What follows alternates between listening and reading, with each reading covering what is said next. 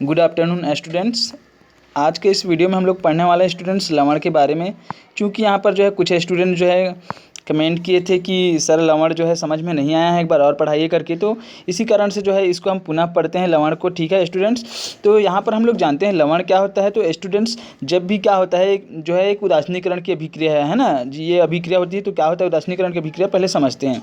जब भी क्या होता है अम्ल और क्षार जो है आपस में क्या करते हैं, अम्ल और क्षार जो है आपस में जब भी क्रिया करते हैं तो बनता है स्टूडेंट्स, एक तो बनता है लवण बनता है और दूसरा बनता है स्टूडेंट्स, दूसरा जो बनता है वो जो है बनता है पानी बनता है। ठीक है, तो उदासीनीकरण की जब भी क्रिया होती है और जब जो है अम्ल और क्षार जो है आपस में क्रिया करते हैं तो स्टूडेंट्स बनता है लवण और पानी बनता है। ठीक है, इसी कारण से जब क्या होता है आप समुद्र में जैसे देखेंगे तो समुद्र में जो है लवण की मात्रा जो बहुत ज़्यादा होती है। इस कारण से वो जो वहाँ का जो पानी रहता है एकदम से खारा रहता है। क्यों? क्योंकि बहुत सारे जो अम्ल जो है और क्षार जो है वहाँ पर क्या होते हैं उपस्थित होते हैं और आपस में क्रिया करके क्या बना लेते हैं स्टूडेंट्स, लवण बना लेते हैं। ओके, तो समझ में आया क्या होता है लवण। तो हम जैसे कि दैनिक जीवन में अपना उपयोग करते हैं, खाने के लिए उपयोग करते हैं नमक को, है ना। तो नमक भी क्या है, एक लवण है। ओके, तो नमक जो है क्या है, वो भी एक लवण है, सोडियम क्लोराइड जिसका रासायनिक नाम है। ओके, समझ में आया। तो अब यहाँ पर समझते हैं कि हम जब क्या करते हैं जो भी अम्ल है, ठीक है, अम्ल हो या फिर क्षार हो, तो जैसे कि हम लोग यहाँ पर HCl अम्ल की बात करते हैं। ठीक है, तो HCl अम्ल जो है क्या है, ये जो है एक अम्ल है। ठीक है, HCl। तो जब इसका हम लोग जलीय आयनन कराते हैं तो ये बनता है स्टूडेंट्स H+ और क्या बनता है, और ये जो है Cl-। ओके, और इसी प्रकार से यदि हम जो है सोडियम हाइड्रोक्साइड जो है, सोडियम हाइड्रोक्साइड यहाँ पर क्षार की बात करते हैं तो क्षार जो है जब क्या होता है इनका जो है हम जब जलीय माध्यम में क्या कराते हैं, आयनन कराते हैं, तो क्या होता है ये जो है सोडियम प्लस है ना, सोडियम आयन, और किस में बदल जाता है, सोडियम आयन और टूटता है सोडियम आयन और हाइड्रोक्सी आयन में। ओके, तो अब यहाँ पर क्या होता है, ये जो है ये जो है जो हाइड्रोजन आयन है और हाइड्रोक्सी आयन, ये दोनों मिल करके बना लेते हैं स्टूडेंट्स, जल बना करके निकल जाते हैं, जल बन जाता है। और दूसरा जो बच जाता है स्टूडेंट्स सोडियम प्लस आयन और ये जो है क्लोरीन माइनस आयन। ठीक है, ये दोनों आपस में जब क्रिया करते हैं तब क्या बनता है स्टूडेंट्स, यहाँ पर जो है सोडियम क्लोराइड बनता है। ओके, समझ में आया। तो इस प्रकार से क्या होता है यहाँ पर जो है लवण का निर्माण होता है। ठीक है ना, जिसमें से लवण का जो है जो एक भाग जो होता है वो क्या होता है, जैसे कि हम लोग सोडियम जो है यहाँ पर देखते हैं, जैसे कि हम लोग जो है सोडियम क्लोराइड को ही देखते हैं। ठीक है, तो सोडियम क्लोराइड जो है तो इसमें से हम लोग देखते हैं ये जो सोडियम आयन है ना, सोडियम जो है धन आयन है और ये जो धन है ना, तो जो लवण होता है उसमें से जो लवण का जो एक भाग जो होता है वो जो है धन आयन होता है और दूसरा जो भाग होता है वो कैसा होता है, वो जो है ऋण आयन है ना, ऋण आयन होता है, जिसमें मतलब जो है समझ में आया यहाँ तक। उसके बाद जो है हम लोग देखते हैं कि जितना जो है इसमें जो है लवण में जो है जितना धन आयन की संख्या जितनी होती है उतनी क्या होती है इसमें जो है ऋण आयन की संख्या होती है। सोडियम क्लोराइड में हम लोग देखते हैं तो सोडियम जो है सोडियम प्लस आयन और ये जो है क्या होता है क्लोरीन माइनस आयन। तो जितनी संख्या जो है धन आयन की और उतनी संख्या किसकी है, ऋण आयन की। समझ में आया। तो लवण में ऐसा ही होता है। ठीक है, और इसी कारण से क्या होते हैं ये जो लवण जो होते हैं विद्युत के क्या होते हैं, विद्युत उदासीन होते हैं। क्या होते हैं, विद्युत उदासीन होते हैं। ठीक है, तो ये जो था जो उदासीनीकरण की अभिक्रिया जो है ये केवल एक प्रकार की अभिक्रिया है जिसके माध्यम से हम क्या कर सकते हैं, हम जो है लवण का निर्माण कर सकते हैं या लवण का निर्माण जो है होता है। तो यहाँ पर हम लोग कुछ उदाहरण देखेंगे लवण का, है ना, जिसमें जो क्या होता है, जिसमें जो है अम्ल और क्षार जो आपस में क्रिया करके क्या बनाते हैं, लवण बनाते हैं। जैसे कि यहाँ पर नाइट्रिक अम्ल है। ठीक है, नाइट्रिक अम्ल क्या करते हैं, पोटेशियम हाइड्रोक्साइड से जो है क्रिया करता है। ठीक है ना, तो ये यहाँ पर क्या है, ये अम्ल है और ये क्या है यहाँ पर क्षार है। तो यहाँ पर क्या बनेगा, यहाँ पर जो है लवण बनेगा और एक जल बनेगा। जब भी जो है उदासीनीकरण की अभिक्रिया होगी तो उसमें एक तो जल बनेगा और दूसरा क्या बनेगा, लवण बनेगा। और लवण तभी बनेगा जब अम्ल और क्षार आपस में क्या करेंगे, क्रिया करेंगे। तो इस प्रकार से आपको यहाँ पर जो है बहुत सारे उदाहरण दिखाई दे रहे होंगे। जैसे कि यहाँ पर जो है H2SO4 का है सल्फ्यूरिक अम्ल और कॉपर हाइड्रोक्साइड जब भी क्रिया करते हैं तो क्या बनता है, कॉपर सल्फेट बनता है। ये क्या है, लवण है और ये क्या है, जल है। ओके, तो इस प्रकार से जो है एसिटिक का जो है यहाँ पर एसिटिक अम्ल और सोडियम हाइड्रोक्साइड भी क्रिया करते हैं तो क्या बनता है, सोडियम एसिटेट बनता है। ये लवण है और ये क्या है, जल है। ठीक है, तो इस प्रकार से आप लोगों को दिखाई दे रहा होगा कि यहाँ पर जो है बहुत सारे क्या हैं, अम्ल है और क्षार जो है आपस में क्रिया करते हैं क्या बनते हैं, अलग अलग जो है यहाँ पर जो है लवण बनते हैं। ओके, समझ में आया। अब हम लोग देखते हैं स्टूडेंट्स यहाँ पर जो है अम्लीय मूलक और क्षारीय मूलक जो है क्या होता है, जब भी क्या होता है, जैसे कि हम लोग देखते हैं, जैसे कि हम लोग अम्ल की बात करें, है ना, यहाँ पर हम लोग देखते हैं लवण का जो धनात्मक भाग जो रहता है और जो ऋणात्मक भाग जो रहता है वो कहाँ कहाँ से आता है। जैसे कि हम लोग यहाँ पर देखते हैं HCl है, क्या है, HCl स्टूडेंट। तो ये H+ और जो है Cl-। ठीक है, H+ और Cl- जब ये आयनित होता है तो इसका ये जो है ये HCl का हो गया। और यहाँ पर हम लोग देखते हैं स्टूडेंट सोडियम हाइड्रोक्साइड। तो सोडियम हाइड्रोक्साइड की हम लोग बात करते हैं तो यहाँ पर जो है ये जब आयनित होता है सोडियम प्लस और किस में टूटता है OH माइनस आयन में। ओके, तो यहाँ पर हम लोग देखते हैं स्टूडेंट्स ये जो है ये जल बना करके निकल जाता है, H प्लस और OH माइनस दोनों आपस में जुड़ते हैं। तो लेकिन जब सोडियम क्लोराइड जब बनता है तो ये जो है क्लोरीन है और ये क्या है क्लोरीन है ना, ये जो है क्लोरीन आयन है और ये जो है सोडियम आयन है। ओके, तो ये जब तो हम लोग यहाँ पर हम लोग देखते हैं कि जब सोडियम क्लोराइड बनता है, जब क्या बनता है लवण बनता है, सोडियम क्लोराइड बनता है, तो इसमें से जो है धन आयन कहाँ से आ रहे हैं, ये क्योंकि ये सोडियम हाइड्रोक्साइड क्या है क्षार है। तो हम यहाँ पर हम लोग देखते हैं कि जो लवण है उनका जो है जो यहाँ धनात्मक जो है ना धनात्मक भाग कहाँ से आ रहा है, ये जो है क्षार से आ रहा है। तो इसलिए स्टूडेंट इसको बोलते हैं हम क्षारीय मूलक। क्या बोलते हैं? क्षारीय मूलक। और जो ऋणात्मक जो भाग है ना, ये वाला जो ऋणात्मक भाग कहाँ से आ रहा है, ये अम्ल से आ रहा है। तो स्टूडेंट इसको हम क्या बोलेंगे? अम्लीय मूलक। ओके, तो यहाँ पर जो है क्षारीय मूलक क्या है, अम्लीय मूलक क्या है, समझ में आया कि लवण का वह भाग जो क्या होता है, लवण का वह भाग जो धनात्मक भाग होता है वो कहाँ से आता है, क्षार से आता है, इसलिए हम उसको क्या बोलते हैं क्षारीय मूलक। और लवण का वह भाग जो है ना, जो ऋण भाग जो होता है, ऋणात्मक भाग जो होता है वो कहाँ से आता है, अम्ल से आता है। इस कारण से उसको हम क्या बोलते हैं स्टूडेंट्स, अम्लीय मूलक। समझ में आया? तो इस प्रकार से समझ गए होंगे आप लोग जो है अम्लीय मूलक क्या होता है और क्षारीय मूलक क्या होता है। उसके बाद हम लोग देखेंगे स्टूडेंट्स कि क्या सभी लवण जो है उदासीन होते हैं। तो यहाँ पर हम लोग देखते हैं क्या सभी लवण जो है उदासीन होते हैं। यहाँ पर कुछ जो है क्रियाकलाप भी दिया हुआ है, जैसे कि अमोनियम एसिटेट है, खाने का सोडा है, कॉपर सल्फेट है, ये सब लवण के उदाहरण है ना, जिनका pH मान जो है यहाँ पर जो है क्रियाकलाप के माध्यम से हम लोग ज्ञात कर सकते हैं। उसके बाद पूछा इनमें से किस किस विलयन का pH मान जो है 7 है। तो स्टूडेंट्स हम लोग यहाँ पर जो है सभी लवण जो है उनकी प्रकृति देखेंगे कि क्या जो है वो जो है उदासीन है या अम्लीय है या फिर क्षारीय है। तो ये सब स्टूडेंट्स निर्भर करता है कि वो जो है किस प्रकार के जो है अम्ल और क्षार है ना, किस प्रकार के अम्ल और क्षारों से बना है। ठीक है, अगर कोई भी यहाँ पर हम लोग देखेंगे, अगर कोई भी अम्ल क्या होता है, अगर कोई भी लवण जो है ना प्रबल अम्ल, ठीक है, क्या किससे बनता है, प्रबल अम्ल और प्रबल क्षार।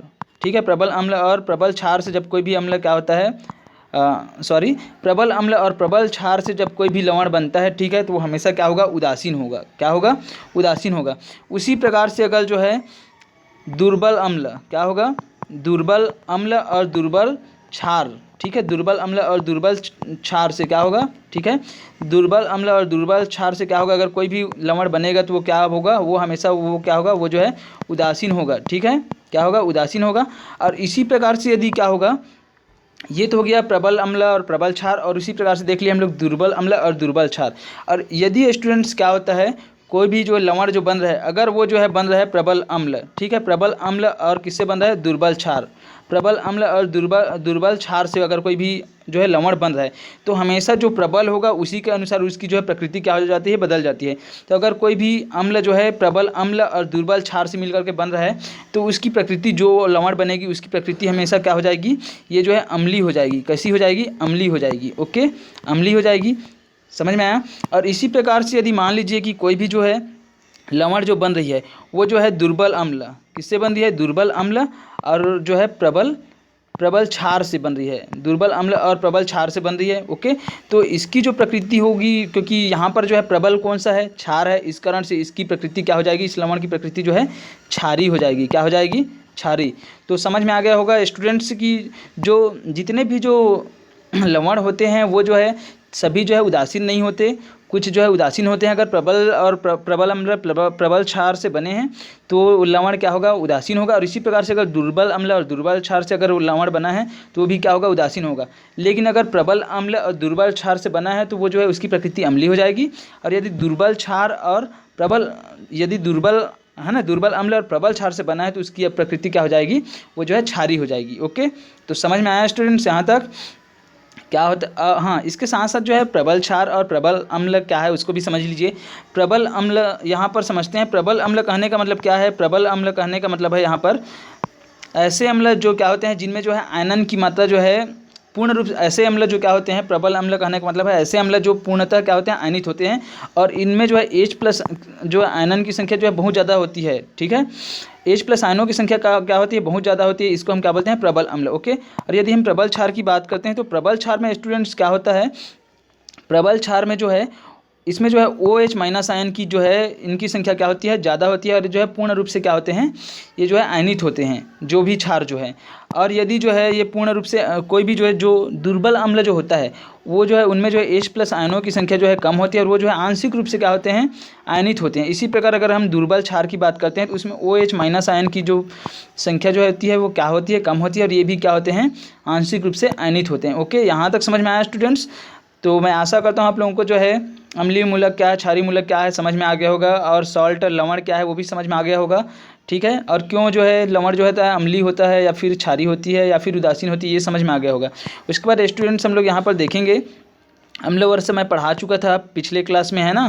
तो यहाँ पर इसके बारे में जो अभी चर्चा नहीं करेंगे। तो यहाँ पर हम कुछ क्वेश्चन है ना, अभ्यास का जो क्वेश्चन आंसर है उसको हल करेंगे, और यहाँ पर हम लोग जो है केवल जो सही विकल्प वाला क्वेश्चन है उसको बस हल करेंगे स्टूडेंट्स। और बाकी क्वेश्चन आंसर के लिए मैं आप लोगों को जो है PDF के रूप में जो है नोट्स जो है अवेलेबल कराऊंगा। ओके, तो चलिए देखते हैं स्टूडेंट्स। यहाँ पर जो है सबसे पहला जो हमारा क्वेश्चन है हम लोग देखते हैं। यहाँ पर सही विकल्प चुनिए में नींबू के रस में होंगे। ठीक है, पहला जो क्वेश्चन है वो है नींबू के रस में होंगे।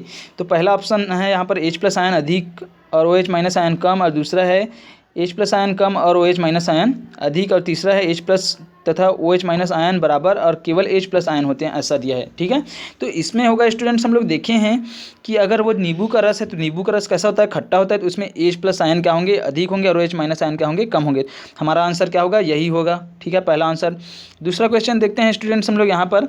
दूसरा क्वेश्चन है, जब अम्ल किसी धातु कार्बोनेट से अभिक्रिया करता है तो बनते हैं लवण तथा जल बनते हैं, लवण जल तथा कार्बन डाइऑक्साइड बनते हैं, लवण सल्फर डाइऑक्साइड बनते हैं, और लवण हाइड्रोक्लोरिक अम्ल। तो हमारा आंसर यहाँ पर होगा स्टूडेंट्स, यहाँ पर हमारा जो है सेकंड नंबर का जो आंसर होगा वो होगा, यहाँ पर बनता है लवण जल और कार्बन डाइऑक्साइड, ये वाला उत्तर हमारा जो है सही होगा। ठीक है, उसके बाद तीसरा क्वेश्चन देखते हैं स्टूडेंट्स। यहाँ पर है निम्नलिखित में से प्रबल अम्ल नहीं है। ठीक है, तो प्रबल अम्ल नहीं है में हमको जो है यहाँ पर देख रहे हैं जो है इसमें भी H+ आयन जो है यहाँ भी प्राप्त होता है, यहाँ भी प्राप्त होता है, यहाँ भी प्राप्त होता है, लेकिन यहाँ पर जो है हमको जो है H+ आयन जो है अधिक मात्रा में जो है प्राप्त नहीं होते। इस कारण से प्रबल अम्ल कौन सा नहीं है, यहाँ पर ये स वाला नहीं है, तीसरा। ओके, उसके बाद हम लोग देखते हैं स्टूडेंट्स यहाँ पर जो है हम लोग नेक्स्ट क्वेश्चन देखते हैं। उदासीन विलयन का pH मान होता है। तो आप लोग जानते हैं उदासीन कौन सा होता है, pH पैमाना में आप लोग पढ़ चुके हैं कि अगर किसी भी पदार्थ का मान क्या होता है, अगर 7 से कम है तो वो अम्लीय होगा, और 7 से pH मान जो है ज़्यादा है तो वो क्षारीय होगा, लेकिन यदि फिक्स 7 है तो वो क्या होगा, वो उदासीन होगा। तो हमारा यहाँ पर आंसर होगा स्टूडेंट्स द वाला 7। ठीक है, उसके बाद हम लोग देखते हैं स्टूडेंट्स नेक्स्ट क्वेश्चन देखते हैं। यहाँ पर जो है हम लोग जो है ये सकीना के पेट में अम्लता के कारण जलन होने लगी, उसे आवश्यकता है।